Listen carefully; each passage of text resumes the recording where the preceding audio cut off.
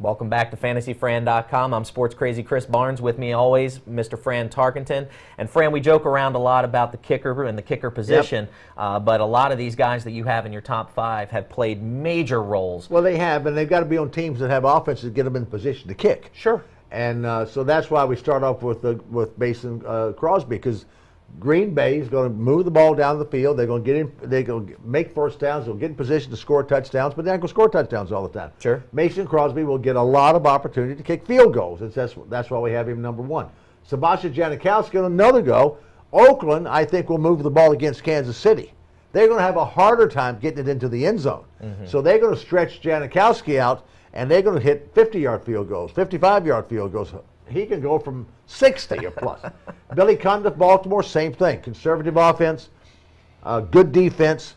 Defense is going to get them great field position. They're not going to score a lot of touchdowns. They're going to need Billy Cundiff to have another good week as he did last week, and he will.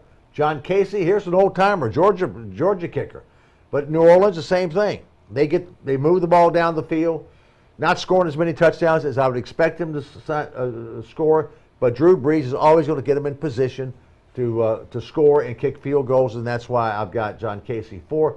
Same thing with Dallas. Playmakers, offense, Tony Romo, ball down the field, and Bailey, has he missed yet? I don't think he's missed. If he has, it's only one. I think he's perfect, and he's proven to be a very good field goal kicker. They're playing against St. Louis. He ought to get a lot of opportunities to kick field goals. Well, and a couple other things to look out for. You mentioned Mason Crosby at number one. I think he has 21 or so in a row going into last year. And he's kicking indoors. Right. No wind, ground, artificial turf.